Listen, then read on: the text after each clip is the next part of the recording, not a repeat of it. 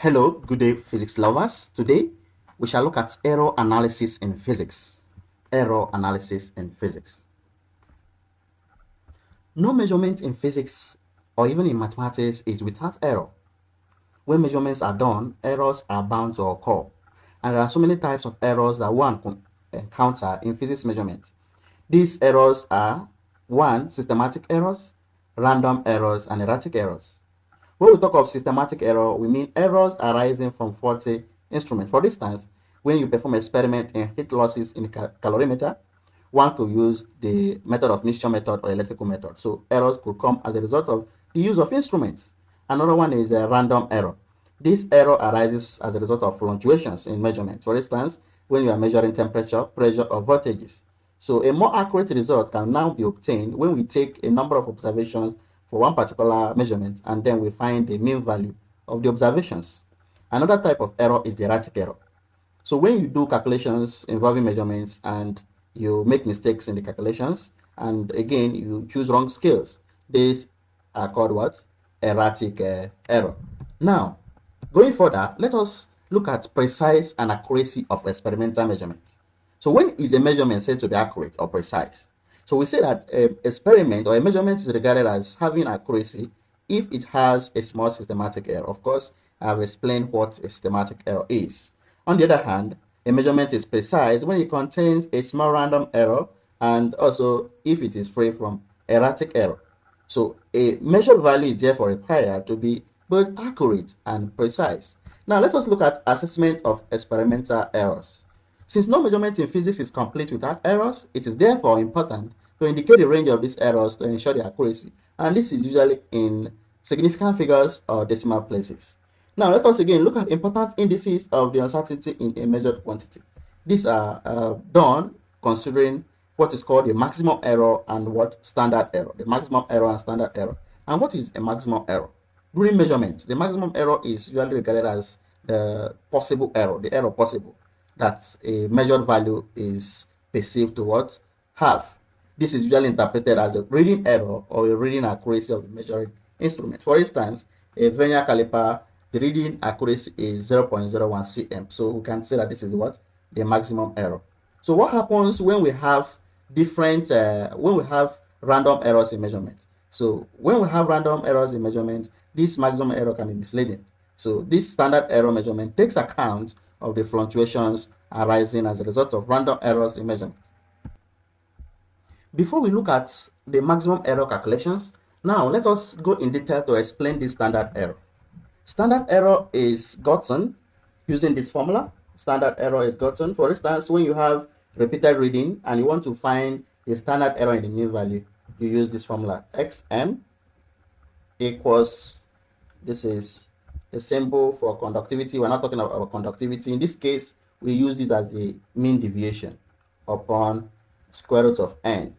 So this n is the numbers. For instance, when we make measurements involving several numbers, for instance, measurements having n in the range of, let's say, 1.2, you have 1.25, you have again 1.15, you have again 1.20, you have again 1.10 in the unit of cm. So we want to find the standard deviation of the mean. I say that this is the what? This is the mean deviation. So how do we get the mean deviation? Mean deviation is gotten by this formula. This is W and this is root what? N. This W is the range of the values. The range of the values is the W. So you have the highest minus the lowest. Of course, we see that the highest here is 1.25. So, and the lowest is 1.10. So when you take the difference, you get the W. So when we combine this, if we call this equation 1 and call this equation 2, we combine them, what do we have? So when we combine them, of course, this is division sign. We have that Xm is, this is W upon root N. Once you go for that, you have that W upon root N. Introduce multiplication sign, we have 1 upon root N. From the law of surd, this is N. So we have that the standard deviation of the mean is W upon N. And this is the formula we get from this combination. The W is the range where N is the number. So how do we, when is this possible? This is possible when the approximation, when you have N in the range, in this range, between 3 to 12, you have N in this range.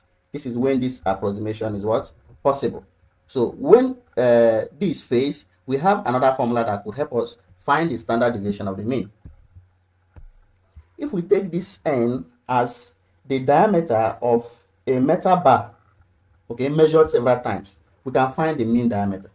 We can find the mean diameter just by saying 1 plus 2 plus 1.25 plus 1.15 plus 1.2 plus 1.1 divided by, this is 1, 2, 3, 4, 5, divided by 5. Once we do this, we have, you have 1.18. So the diameter, the mean diameter is what? 1.18. So how do we now find the standard error of the mean? So I said that this is possible when N is within this range. So to find the standard error of this mean, of course, we have gotten the mean value of the diameter. So we have this is the range. You have 1.25, as I've said before, minus 1.10. And this N is just the number 1, 2, 3, 4, 5. This is 5 what? Points. So once you do this, you have 0.03. So if I want to report the diameter of this metal bar, the diameter will now be reported as 1.18 plus or minus 0.03. You should ensure that the decimal places are the same. So you've now seen that as a result of this random measurements, okay, measurement involving these readings, one could use the standard error formula to find the range of values that this measurement could contain. So it could contain 1.18 plus or minus 0.03. And this is the standard error in the mean value of this diameter of metal bar. Now let us look at the concept of relative or fractional error. This is the ratio of the error to the true value. Okay, so this can be expressed as a simple fraction or percentage. For instance, if a length is measured as L equals 4.00, okay, let's say this is time, is measured as 4.00 plus or minus 0.02 seconds. Of course, you now notice that this error is in the same decimal place, the same accuracy as this. So if time is measured in this form, so we want to find the fractional or relative error involved. So of course, we said is expressed as simple fraction or percentage. So we can say percentage error involved equals error upon actual value times 100. So if a measurement is given in this form and you're asked to find the percentage error or the relative error or the fractional error, so you use this formula. So in this case, the error given is 0.02 and the actual measurement is 4. So we multiply by what? 100. So, and we have, let's say 0.5 what? %. So this is how to find relative or fractional error. Let us look at the formula for standard error in more advanced work. For standard error of the mean, we can have this formula, Sm equals 1 upon n. Okay, this is x, we can say this is xi, where we can have 1 minus x, this is the mean, power of square. We have x2, this is the mean, we square it, up to, we have, this is the last reading, minus the mean, we square it, then we take the square root. This n is the number of readings, and of course the readings are repeated, that's why we have x1, x2, okay, and this is the last reading. So one can always find the standard error of the mean using this formula. Now let us look at how these errors are combined, this maximum error and standard error. If you have enjoyed this video up to this moment, do well to leave us a like and share this video with your learning colleagues. And don't forget to subscribe, comment on the areas you want us to go next or treat next. Let's now look at how these errors are being combined. So in treating this combination of errors, we look at one, this is, look at one, or I, error in sum or difference. Error in sum or what? Difference. So if a measurement is given as u equals x plus or minus y plus or minus z. Of course, this is sum and this is difference. So we can first find the maximum error in u.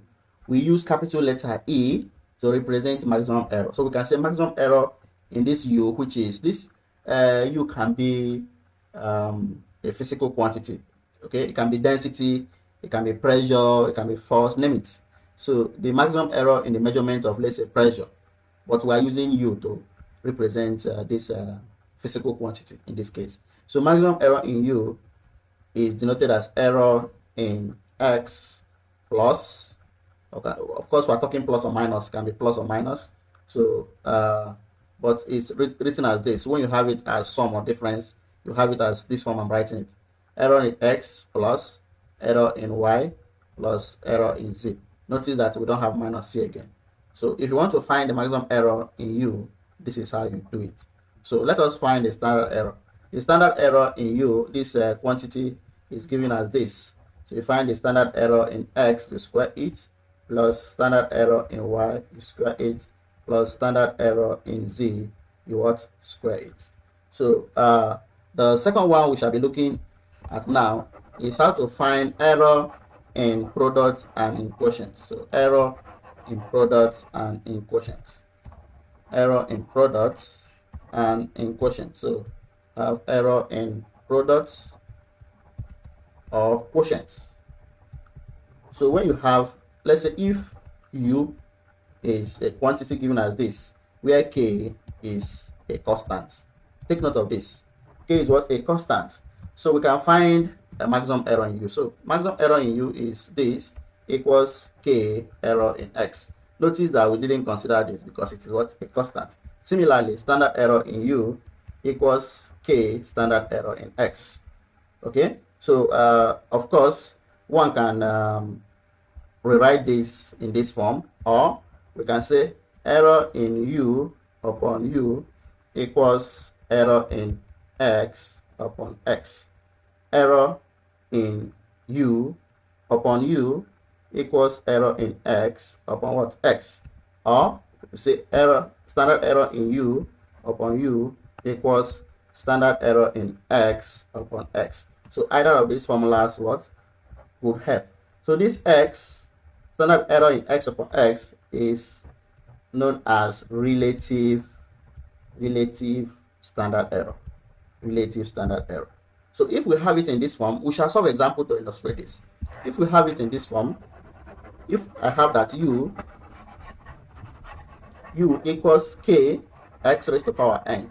If I have that u equals k x raised to the power of n, how do we find the maximum error and the standard error? So if u equals k x to the power of n, so the maximum error will now be, let's go, we have maximum error in u upon u equals, this is a constant, so we're going to neglect it.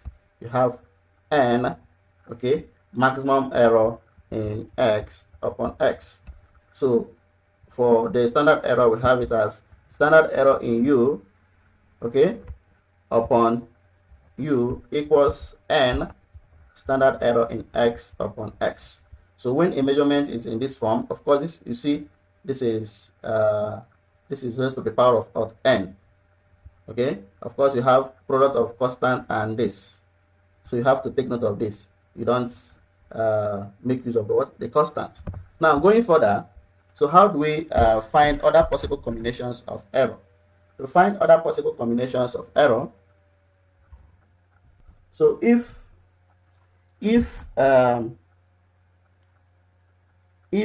u equals k x to the power of l, y to the power of m, and z to the power of n. So if u equals k x l, y m, z n.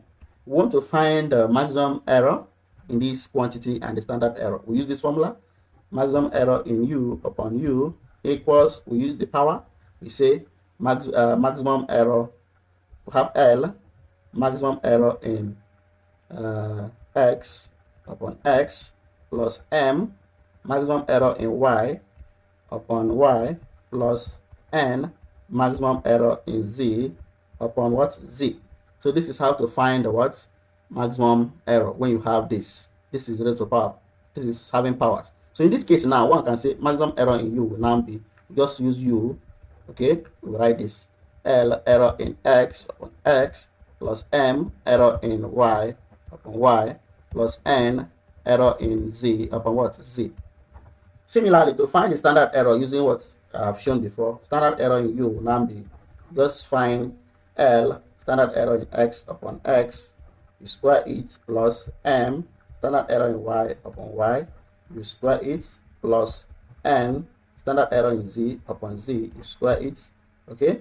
Then you now take the what? The square root. This is how to find the standard error when you have product and quotients. So if you want to, there is a relationship between maximum and standard error. So this relationship is given as E equals 3x. So this error in product or quotient, okay, of course we can have that U equals XL, or let's say to the power YN. The same process applies. So this is how to find error in product or quotient. So if you have enjoyed this video up to this point, do well to watch, give us a like and share this video with your learning colleagues. So let us see if we can solve some examples. So to solve some examples, we shall solve up to 5 examples, but let us we'll do that in our next video. So check this channel again for examples on error measurement, error analysis. So this is Nesalifia Academy, and we are signing out. Thank you so much.